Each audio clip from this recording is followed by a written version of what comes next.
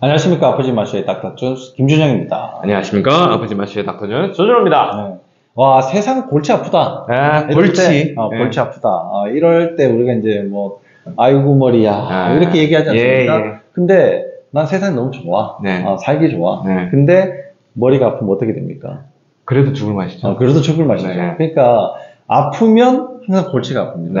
아프지 마쇼를 이제 지금 하고 있지 않습니까? 네. 그래서 오늘은 이게 세상 골치 아픈 두통에 대해서 말씀을 드리도록 네. 하겠습니다. 이 두통이 뭐 그냥 머리 아픈 거 아닙니까? 그렇죠. 근데 이 두통이 실제로 겪고 있는 분들은 뭐라고 할까, 그냥 세상을 포기하고 싶은 만큼의 고통을 앓는 분도 있는 것 같아요. 이제 가볍게는 그냥 편두통 이렇게 찾아오신 분도 있지만, 대부분의 모든 질병에는 두통이 이제 다 끼어 있는 것 같고, 보통 보면, 뒤져보면.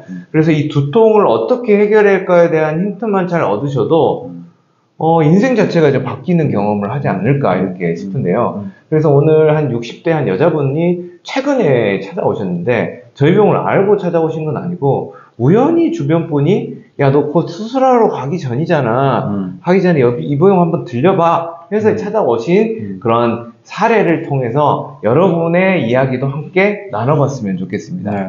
긴가민가 하시면서 오셨을 것 같아요. 네, 이거 뭐하러 여기까지 이렇게 오셨겠죠. 그렇죠.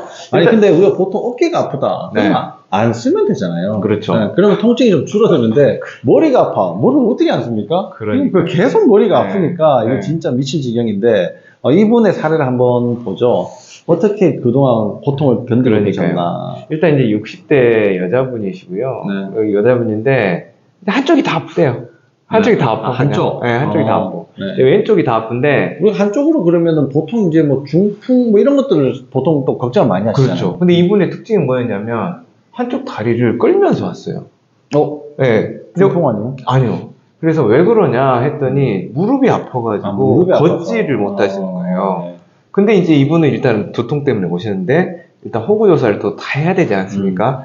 봤더니, 일단 왼쪽으로 오는 이 부위의 통증이 너무 극심해, 그냥. 왼쪽으로. 이거는 내가 이걸 가지고 살 수 없을 정도로, 너무 그냥 막 후회스러운 인생일 정도로 이렇게 굉장히 심하신 분인데, 그래서 왼쪽, 그 다음에 눈, 뒤통수, 머리, 또 어깨, 날개 이쪽으로 통증이 너무 심하다. 그러면 모든 병원 다 가보지 않겠습니까? 그렇죠. 1차적으로는 우리 뭐 큰 병원들 가보고 해결이 안 되면 동네 아줌마들이 추천해준 병원을 일단 2차적으로 가보고 그래도 해결이 안 되면 또 인터넷을 뒤져봐가지고 또 한의원이고 뭐 기도원이고 이런 데 다 찾아다니셨을 분위기일 것 같아요. 네.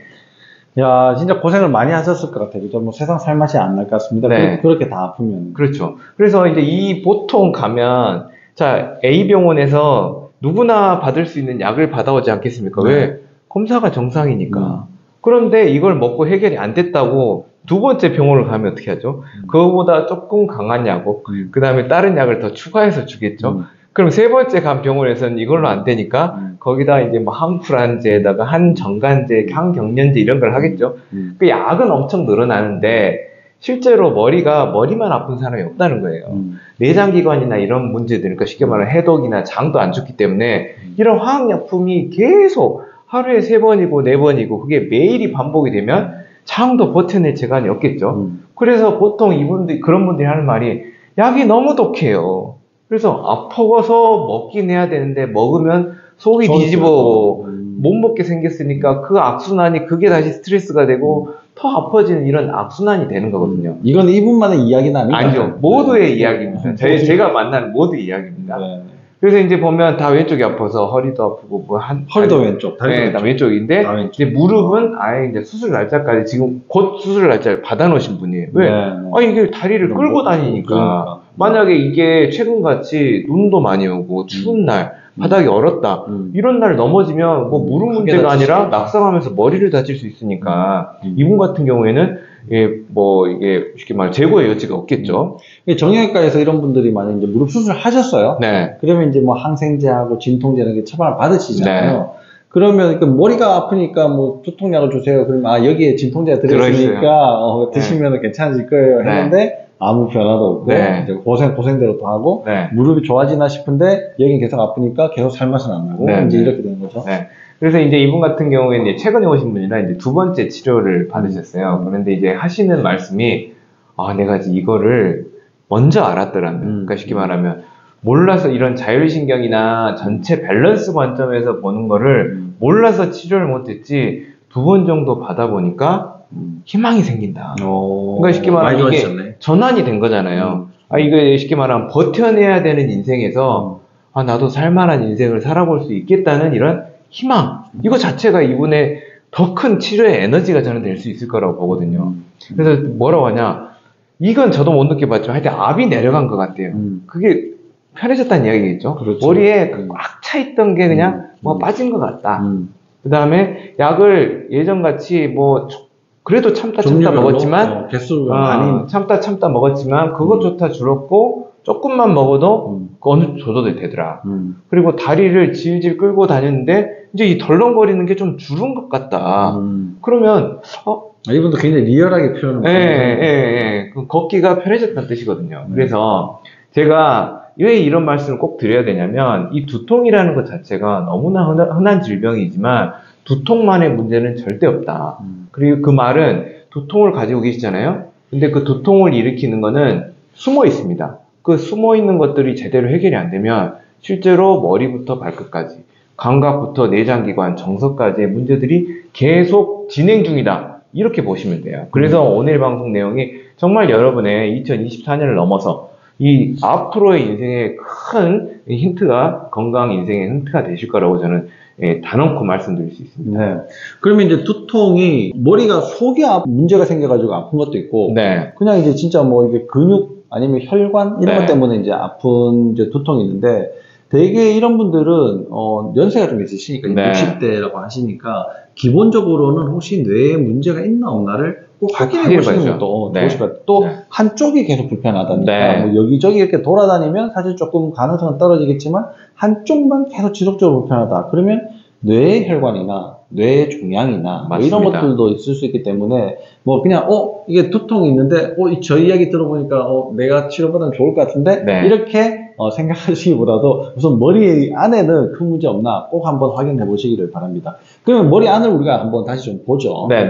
일단 우리가 두통이라고 하면 머리에 범인이 있을 수 있겠죠. 있을 수 있죠. 하지만 이 가해자하고 피해자는 좀 다를 수 있다. 그래도 가해자가 머리니까 이제 머릿속을 뒤져보면 이 머리에 뇌는 뇌실질이 있지 않습니까? 우리 생각하거나 이런 걸 판단하는 뇌실질은 감각기관이 없습니다. 때려도 안 아프니까? 뇌 자체는. 그래서 뇌는 통증 자체를 느끼지 못한다. 이렇게 보시면 되고 누가 통증을 느끼는 거냐?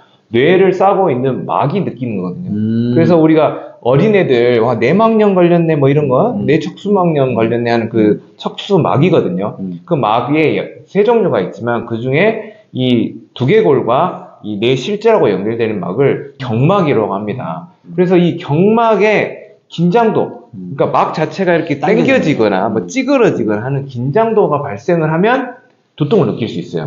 그럼 누가 느끼는 거냐? 신경이 느끼겠죠. 이거는 이제 뇌 혈관이나 종양 같은 문제가 없을 때, 출혈이나 이런 문제가 없을 때 이제 따져보는 거. 지금 뭐 죽고 살고 할 문제가 아닐 때 따져보는 겁니다. 자, 그러면 이 범인이 이 듀라라는 경막에 있을 가능성이 많은데, 그럼 누가 느낀다? 듀라를 경막을 지배하는 신경이 느낄 수 있다. 그렇죠. 그럼 어떤 신경이 느끼냐? 뇌신경 중에 5번 신경이 있고요. 그 다음에 목신경이 있고 미주신경이 3가지가 그 안에 들어있습니다. 그래서 이 5번 신경이나 미주신경이나 경추신경에 문제가 생기면 내가 두통을 느낄 수 있다는 거죠. 그래서 이제 여기서부터 출발을 하시면 여러분들이 굉장히 이해하기가 쉽습니다. 자, 일단 목 이야기가 꼭 나왔고요. 그 다음에 이분은 또 어디죠? 뒤통수부터 그리고 팔, 어깨, 날개 이런 데가 아팠죠. 그러면 팔이고 어깨니까 이건 누구야? 무슨 문제야? 누가 느낀다? 신경이 느낀다. 근데 뒤통수는 누가 느끼냐? 경추 2번, 경추 3번이 또 뒤통수 부분이고 팔은 또 5, 6, 7 이렇게 또 넘어가지 않습니까? 어디? 경추. 5, 6, 7. 그래서 또 경추예요. 내가 팔이 아파도 팔꿈치가 아파도 어깨가 아프고 날개가 아프고 목이 아프고 뒤통수가 아파도 또 목이다. 그러니까 지금 5번 신경, 뇌신경이에요. 뇌신경 5번 신경. 그 다음에 미주신경은 뇌신경 10번 신경인데 지금 이야기하는 거는 목신경, 경추신경. 경추신경, 뭐 2번, 3번, 4번, 5번, 네. 6번, 뭐 이걸 이제 이야기를 하는 거예요. 네. 그러니까 뇌신경과 경추신경이 합쳐서 뭐 두통을 만들어낼 수 네. 있는데 지금 이제 경추의 문제가 엄청 어디까지 번져 있냐? 네, 그 이야기를 여기 다 번져 있다. 다 번져 있다. 그래서 조금 더 내려가면 우리 여자분들 브래지어 라인 있지 않습니까? 네, 네. 그 부분도 등이지만 우리가 등신경이 당연히 작용을 하지만 네. 목에서 내려오는 신경, 특히 또 걸쳐진다. 목 관절에 문제가 있을 때는 이 날개 아래쪽까지도 내가 통증을 느낄 수 있다. 그러면 자, 목이 이 사람은 좋은지 안 좋은지를 찾아야지 머리만 뒤집어서는 안 된다. 그러니까 이분의 특징 자체가 지금 왼쪽이 여기 다 아픈 거잖아요. 네네. 물론 뭐 무릎도 뭐 문제가 있고 위쪽은 이게 다 아프니까 그러면 이게 목이 관련돼 있구나. 이렇게 힌트를 꼭 찾으셔야죠. 그렇죠. 네, 근데 대부분이 다 관련이 있습니다. 네. 그리고 이제 이분 같은 경우에는 눈이 어떻게 되고 또 얼굴이 어떻게 되고 이렇게 될 수도 있지 않습니까? 그러면 눈이 빠질 것 같아요. 뭐 이런 사람들. 네, 그냥 얼굴에 어떤 통증을 느꼈단 말이죠. 그럼 얼굴은 아까 말씀드린 뇌신경의 5번 신경이 담당을 하고 있는데 그러면 뇌에 문제가 생긴 거 아니야? 이렇게도 생각할 수 있지만 이 예를 담당하는 신경이 참 재미있는 게 목 1, 2번, 경추신경 1, 2번하고 서로 정보를 주고받아요. 그래서 경추 1, 2번이 안 좋으면 얘 또한 같이 쉽게 말하면 우리 이빨이 아프다. 이 이빨이 5번 신경이거든요. 근데 목이 안 좋으면 이빨이 통증을 느끼기도 하고 이빨이 아프면 두통도 느낄 수 있지 않습니까? 원인은 이빨이었지 않습니까? 충치. 하지만 두통도 느끼고 목도 아프게 된다. 이렇게 신경은 연결이 돼 있는데 그 연결이 된 것들을 다 공통점을 찾아봤더니 다 목이네요. 그래서 그러니까 5번 신경 핵이 이렇게 위치하고 네. 목 신경이 이렇게 맞물려 있으니까 네. 이게 이제 여기에서 서로 교차되는 여러 가지 네. 문제들이 이제 생길 수가 있다. 이런 네. 거죠. 여기에 문제가 생기는 것도 두통을 만들어낼 수가 있고 목의 위쪽에 문제가 생기는 것도 두통을 만들어낼 수가 네. 있고 이렇게. 자, 그러면 이제 허리로 가볼게요. 이분은 허리도 안 좋고 무릎 문제 수술 직전이에요. 그러면 허리가 지금 엑스레이를 보면은 다 퇴행이 와 있고 한쪽으로 휘어 있거든요. 네. 그러면 이게 허리가 한쪽으로 무게가 치우쳐지네요. 그렇죠. 근데 생각을 해보면 자, 허리 통증이 있어요. 그럼 이게 허리가 피해자인가요? 가해자인가요?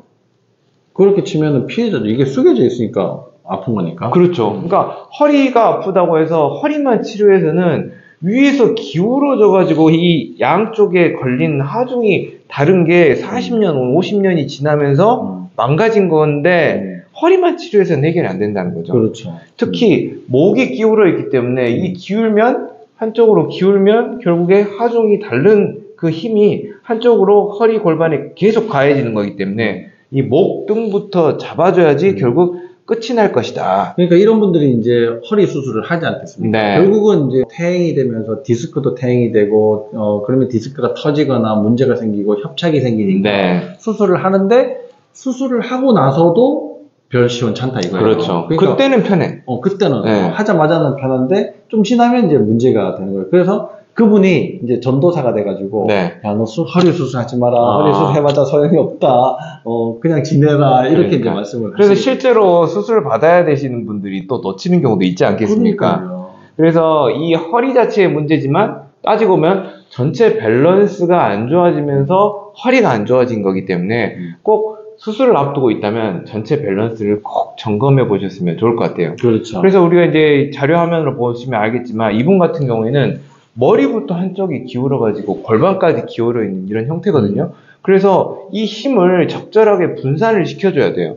예를 들면 무릎이라고 쳐봐요. 그럼 지금 무릎을 수술을 앞두고 계신데 자, 위쪽에서 내려오는 힘이 허리 골반으로 빠져나갈 때 양쪽이 다른 상태에서 빠져나갔지 않습니까? 그럼 무릎에 걸리는 힘 또한 같지가 않겠죠. 그렇죠. 그래서 무릎만 수술을 하면 위에서 내려오는 힘이 바뀐 게 있어요. 여기 인공관절이니까 어느 정도는 견디겠죠. 잠깐은 견디겠죠. 네, 근데 결국에는 계속 다른 힘은 내려올 것이고 결국 그 힘이 다시 수술하게 만드는. 그렇죠. 그러니까, 인공관절 다시 교체를 해야 돼. 네.